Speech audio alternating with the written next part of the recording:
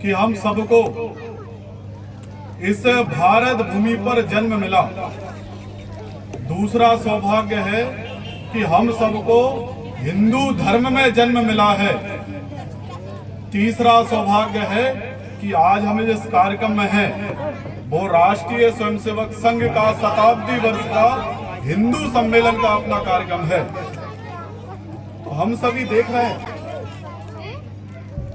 कि जो आयोजन समिति है, आयोजन समिति के कार्यकर्ताओं ने इस कार्यक्रम को करने के लिए पहले इसकी दिनांक तय की, उसके बाद में स्थान तय किया और स्थान तय करने के बाद में हम इतनी संख्या में जो बैठे हुए हैं उन सबको बुलाने की गांव-गांव से ऐसी व्यवस्था की। उसके बाद में जहाँ पे जो व्यवस्था हम सब देख रहे हैं, यहाँ पर पंच परिवर्तन है, नागरिक शिष्टाचार है, पीछे हम देखेंगे तो सेवा भारती के माध्यम से कुछ सामग्री वहाँ पे विक्रय के लिए उपलब्ध है और राष्ट्रीय स्वयंसेवक संघ का साहित्य भी पीछे लगा हुआ है। इसलिए ये कार्यक्रम सफल बनाने के लिए हम सबकी जिम्मेदारी है जहाँ पर बैठे हुए। और कुछ महापुरुष बैठ नहीं पा रहे, कुछ इधर उधर घूम रहे हैं। ऐसे महापुरुषों से भी आग्रह है कि वो भी जो मातृशक्ति बैठी हुई है उनके समान बैठे, हमारे इस कार्यक्रम को हम सफल बनाएं। क्योंकि इस कार्यक्रम के बाद में भोजन प्रसादी का भी कार्यक्रम है। समय भी ज्यादा हो गया, भूख भी लग रही होगी, लेकिन भूख भी दो प्रकार की होती है। एक होती है पेट की भूख और एक रहती है मन की भूख। जो मन की भूख शांत होती है वो ही शरीर को लगती है। तो आज हम सब इस हिंदू सम्मेलन के माध्यम से अपने मन की भूख मिटाने के लिए इस गांव में हम हिंदू सम्मेलन मनाने के लिए जहाँ पे उपस्थित हुए हैं। धूप भी है, तो धूप के कारण से भी हमें थोड़ा कष्ट हो रहा होगा। तो ऐसा कहते हैं कि लोहा जितना तपता है उतनी ही ताकत भरता है। सोने को जितनी आग लगे उतना ही खूब चमकता है। हीरे को जितनी धार लगे उतना ही प्रखर निखरता है। और मिट्टी का बर्तन जब पकता है तो धुन पर खूब खनकता है। नदियों जैसा अगर पाना है तो पर्वत छोड़ निकलना होगा। और सूरज जैसा बनना है तो सूरज जैसा तपना होगा। इसलिए हम थोड़ी देर यहाँ पर तपेंगे भी, तो हमको थोड़ा जो तपने वाली जो है तो उसको थोड़ा सहन करना पड़ेगा। तभी हमारा जो कार्यक्रम है वो हमारा कार्यक्रम सफल माना जाएगा। तो बड़े सौभाग्य की बात है कि आज हमारे इस हिंदू सम्मेलन में मंच पर हमारे सामने जो संत महात्मा बैठे हुए हैं, महामंडलेश्वर जी, सौभाग्य की बात है कि वो आज अपने इस कार्यक्रम में उपस्थित हैं। मंच पर उपस्थित अन्य बंधु, इस क्षेत्र के जाति बिरादरी प्रमुख, और इस कार्यक्रम को सफल बनाने के लिए मां दुर्गा के समान बैठी हुई सभी मातृशक्ति और सज्जन शक्ति, मैं आप सभी को इस कार्यक्रम में आप आए इसलिए मैं आपका हार्दिक स्वागत, वंदन, अभिनंदन करता हूं और आप सबको मैं प्रणाम करता हूं। कुछ उद्घोष लगाएंगे। अभी इस कार्यक्रम को संचालन करने वाले कार्यकर्ताओं ने भी बोला कि हाथ उठाकर दे उद्घोष लगाना है, लेकिन पीछे कुछ ऐसे बंधु भी बैठे जिनके हाथ बंधे हुए हैं। इसलिए जो हिंदू सम्मेलन है तो हिंदू सम्मेलन में हाथ उठाकर जिनको भगवान ने दोनों हाथ दिए हैं वो दोनों हाथ उठाएंगे, और जिनको भगवान ने मुंह दिया है तो तेज उद्घोष लगाना है। और उद्घोष की आवाज कहां तक पहुंचना चाहिए? विधर्मियों तक पहुंचना चाहिए, उनके कानों तक पहुंचना चाहिए। क्योंकि कुछ समय पहले आपने देखा होगा कि दिल्ली के अंदर उद्घोष लगे, नारे लगाए विधर्मियों ने। क्या नारे लगाए? कि कितने अफजल मारोगे, घर घर से अफजल निकलेंगे। तो मैं कहता हूं कि जो अफजल की औलाद, अफजल की जो अम्मी है, जिस कोख से जो ऐसे अफजल, बाबर ऐसे लोगों को जन्म देने वाली है, वो अपना कोख में भी उनका बच्चा मर जाए, ऐसी दहाड़ अपन को लगाना चाहिए हिंदुओं को। बोलो भारत माता की, हिंदू धर्म की, सनातन धर्म की, ग्राम देवता की, गंगा माता की, धरती माता की, गौ माता की।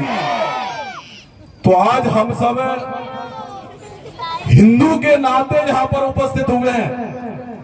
पहली बार हम सब ऐसे हिंदू सम्मेलन में, पहली बार अपने गांव में ऐसा हिंदू सम्मेलन हो रहा है कि वो किसी जाति बिरादरी का हिंदू सम्मेलन नहीं है, संपूर्ण समाज का। नीचे बैनर पे लिखा भी हुआ है, इस आयोजन समिति कौन है? सकल हिंदू समाज है जहां पर बैठे हुए, और जो नहीं आए वो भी इस कार्यक्रम के आयोजक हैं। तो ऐसे कार्यक्रम में हम हिंदू के नाते उपस्थित हुए हैं। तो हम सबको पता होना चाहिए हिंदू यानी क्या। हिंदू होने पर गर्व होता है क्या हमको? क्योंकि गर्व होता तो हम वो मजारों पे नहीं जाते, वहां पर दरगाह पे नहीं जाते गुरुवार को। यदि गर्व होता तो हमारे गांव में जो भगवान राम का मंदिर होगा, मां दुर्गा का मंदिर होगा, भगवान श्री राम का मंदिर होगा और हनुमान जी का मंदिर होगा, उस मंदिर में जाते हम। तो इसलिए अपन को सबको गर्व होना चाहिए कि हिंदू धर्म कितना श्रेष्ठ धर्म है। हम सब जानते हैं कि हम क्या बोलते हैं, सबको स्कूलों में पढ़ाया गया है कि सर्वे भवन्तु सुखिना, सर्वे सन्तु निरामया, सर्वे भद्राणि पश्यन्तु, मां कश्चित् दुख भाग भवेत्। सभी सुखी रहे, जो हिंदू धर्म बोलता है। सभी निरोगी रहे, कोई बीमारी ना हो, जे भी हिंदू धर्म बोलता है। सभी का मंगल होना चाहिए, कल्याण होना चाहिए। और गांव में हम बोलते हैं कि धर्म की जय हो, अधर्म का नाश हो, प्राणियों में सद्भावना हो और विश्व का क्या होना चाहिए? कल्याण हो। तो ऐसा एकमात्र भारत है, और उसमें भी जो सनातन धर्म है वही लोग बोलते हैं कि विश्व का कल्याण हो। पूरी दुनिया में ऐसा कोई देश नहीं है कि जो पूरे विश्व का कल्याण करने की बात करता हो, केवल भारत के अलावा। ऐसा हमारा श्रेष्ठ धर्म है, हिंदू धर्म है, सनातन धर्म है। हम बोलते हैं कि परहित सरस धर्म नहीं भाई, पर पीड़ा सम नहीं अदमाई। ये हमारा ही संकल्प है, हमारा ही उद्घोष है। अभी बोला मेरे पहले से जो वक्ताओं ने बोला कि मात्र परदारेषु परद्रव्येषु लोष्टवत् आत्मवत् सर्वभूतेषु या पश्यति सा पंडिता। हम बोलते हैं कि जो भी पराई स्त्री है, पराई कन्या है, वो हमारे लिए जिस प्रकार हमारी माता रहती हैं, हमारी बहन रहती हैं, उनके प्रति दृष्टि वो होना चाहिए, माता के समान होना चाहिए। पराया जो धन है वो हमारे लिए मिट्टी के समान है। ऐसा श्रेष्ठ धर्म हिंदू धर्म, सनातन धर्म। लेकिन बाद में हम देखते हैं क्या होता है कि जिसको हिंदू होने में गर्व होता था, लेकिन बाद में क्या स्थिति बनी कि हमको हिंदू मत बोलो, गधा बोलो, गधा। हिंदू मत बोलो, गधा बोलो। अपने को हिंदू कहलाने में गर्व नहीं होता था। जितने भी आक्रांता आए हमारे देश पर आए, उन्होंने लूटा मारा, माताएं बहनों की इज्जत लूटी। लेकिन फिर भी जो हिंदू समाज है, जिसको हमारा गौरवशाली इतिहास पता नहीं था, भूल चुका था हम क्या थे। ऐसा श्रेष्ठ धर्म बार बार गुलाम हो जाता है। हम में से कई मातृशक्ति पुरुष वगैरह गए होंगे गुजरात के अंदर, सोमनाथ का मंदिर देखा होगा।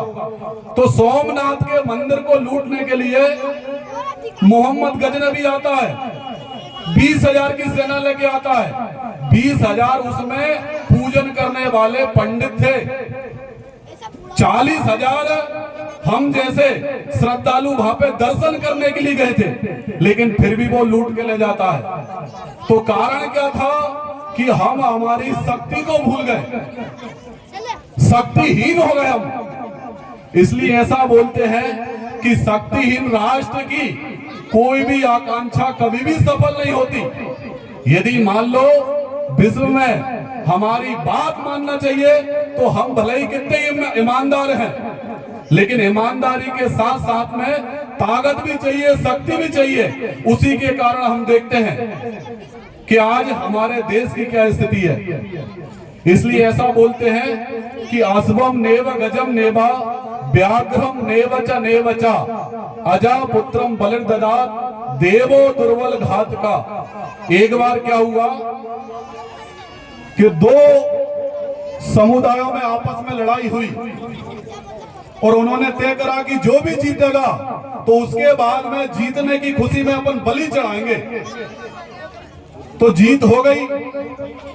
अब बलि चढ़ाने का समय आया तो उन्होंने बोला कि बलि किसकी चढ़ाना चाहिए, तो किसी ने बोला कि घोड़ा की बलि चढ़ाना चाहिए।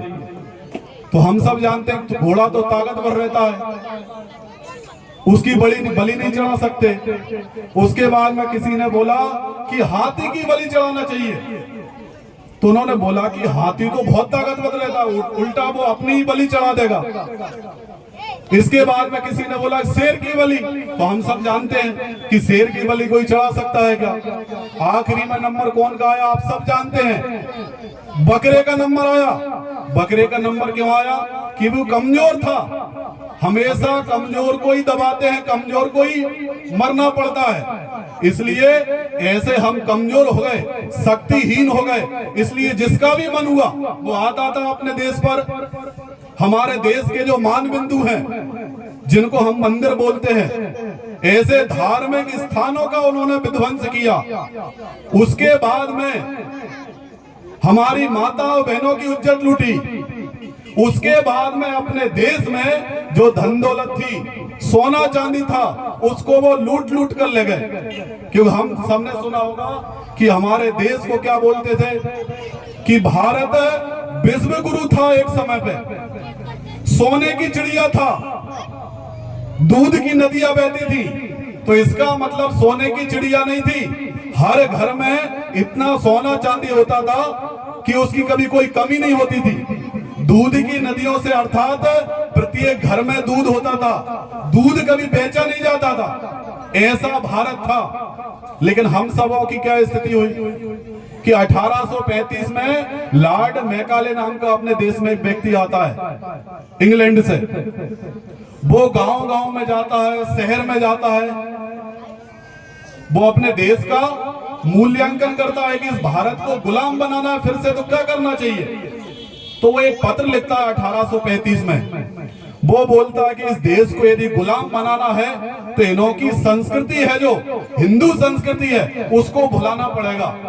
तो हम सब जानते हैं कि अपने में से ऐसे कई लोग होंगे जिनके बच्चे दिखने में हिंदू होंगे लेकिन उनकी बुद्धि अकल है वो अंग्रेजों की हो गई होगी।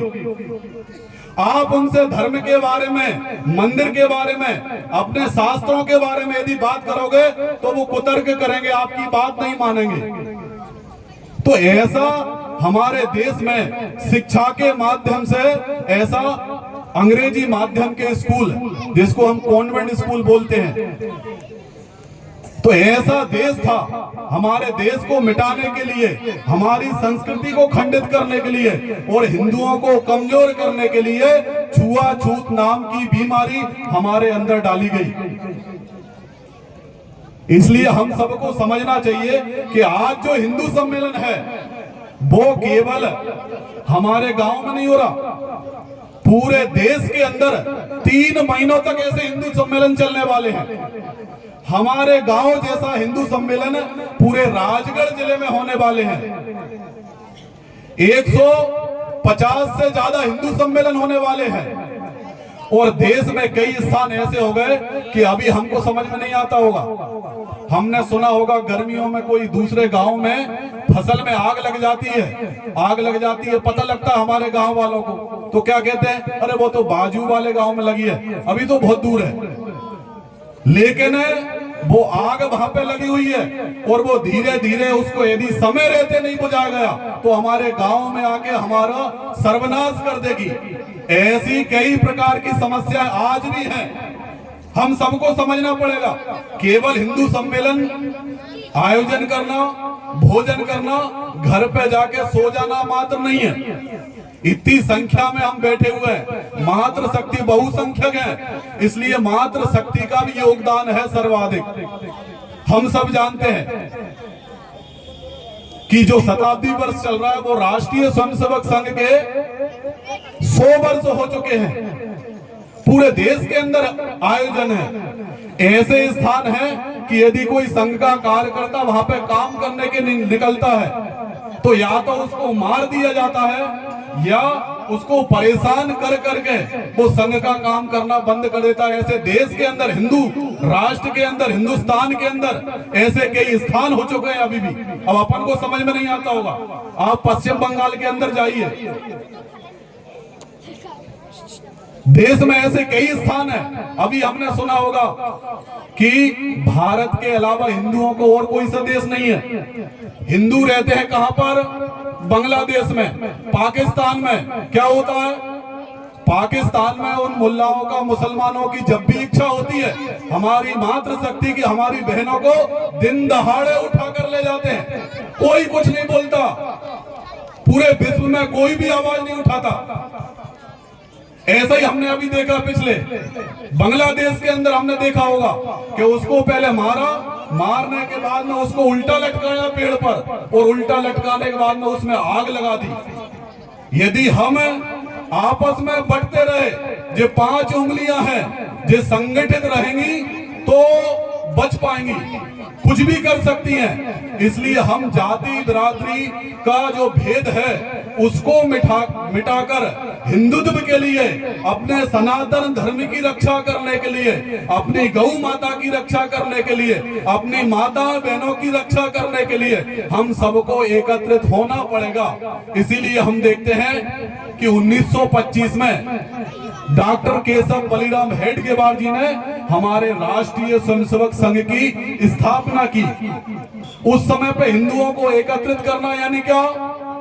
लोग बोलते थे हिंदू समाज को एकत्रित करना यानी जिंदे मेंढकों को तौलने के समान है। हिंदुओं का संगठन करना यानी जिंदे मेंढकों को तराजू पे तौलना। तराजुओं पे तौल नहीं सकते जिंदे मेंढकों को, एक को रखेंगे तो दूसरा उचक जाएगा। लेकिन हमारे डॉक्टर केशव बलिराम हेडगेवार जी ने, आज हम देख रहे हैं शताब्दी वर्ष है और पूरे देश के अंदर राष्ट्रीय स्वयंसेवक संघ का काम चलता है। कई प्रकार के संगठन काम करते हैं, विदेशों में भी संघ का काम है। ऐसा संगठन बनाया कि देश फिर से गुलाम नहीं होना चाहिए, हिंदू होने में गर्व होना चाहिए। ऐसा संगठन बनाया और आज उसका शताब्दी वर्ष चल रहा है। इसलिए आप सबसे आग्रह है कि शताब्दी वर्ष में परम पूज्य सरसंघ चालक जी ने 5 बातों का आग्रह किया है, जहां पर प्रदर्शनी के रूप में लगा भी हुआ है।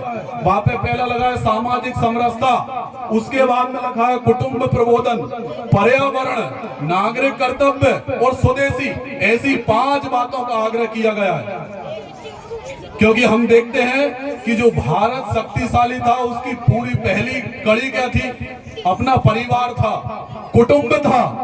कुटुंब यदि संगठित रहेगा, एक रहेगा तो गांव हो जाएगा, गांव संगठित होगा तो तहसील हो जाएगी, तहसील हो गई तो जिला, और जिला होगा तो पूरा देश हो जाएगा। इसलिए कुटुंब को मजबूत करने की आवश्यकता है। आज हम देखते हैं कि हमारे घर परिवार के अंदर जो बुजुर्ग माताजी पिताजी हैं उनको सम्मान मिलता है क्या? नहीं तो मातृ शक्ति बैठी हुई है, टीवी चलती है, टीवी में कौन से चैनल चलते हैं? सास भी कभी बहू थी, और उन चैनलों के माध्यम से हमारे परिवारों को तोड़ने का वो हमारे दिमाग के अंदर वो जाल फैलाया जाता है। इसलिए आप सबसे आग्रह है कि कुटुंब प्रबोधन के माध्यम से अपना परिवार है।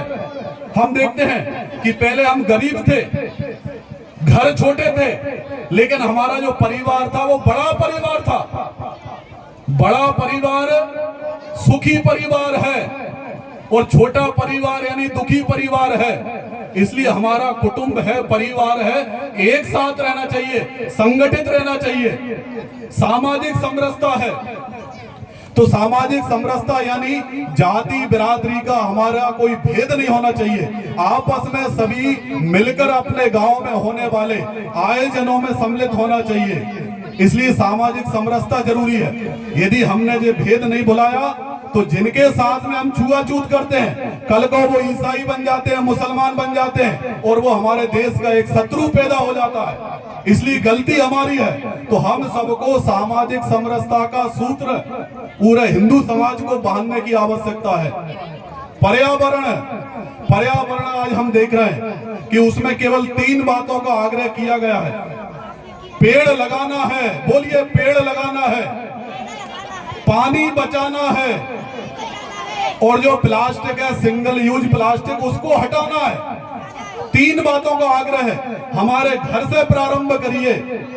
हम गौ माता की जय बोलते हैं, गौ माता की पूजन भी करते हैं, लेकिन हमारे में से ऐसे सब लोग हैं कि वो बाजार जाते हैं, बाजार से वो सब्जी लेके आते हैं, मंडी में जाते हैं तो घर से थैला नहीं ले जाते, वो 10 प्रकार की पन्नी लेके आते हैं और उसी पन्नी में हमारी माताएं बहनें कुछ ना कुछ उसमें डालकर और घर के बाहर फेंक देती हैं। गौ माता आती जिसको हम माता बोलते हैं, उसके अंदर 33 कोटि देवी देवता है, वो भी हम बोलते हैं, जानते भी है। तो वो गौ माता के पेट में जाती, गौ माता मर जाती है। इसलिए हम सबको संकल्प लेना पड़ेगा कि बाजार से पन्नी नहीं आना चाहिए हमारे घर के अंदर। कोई भी जाएगा तो घर से थैला लेके जाएगा। इसलिए 3 बातें पर्यावरण में। और स्वदेशी यानी हमारे घर के अंदर दैनिक क्रिया से लेकर रात्रि तक जो जो वस्तुओं को हम उपयोग करते हैं वो स्वदेशी होना चाहिए, हमारे घर में बनी होना चाहिए। यदि घर में बनी वस्तु है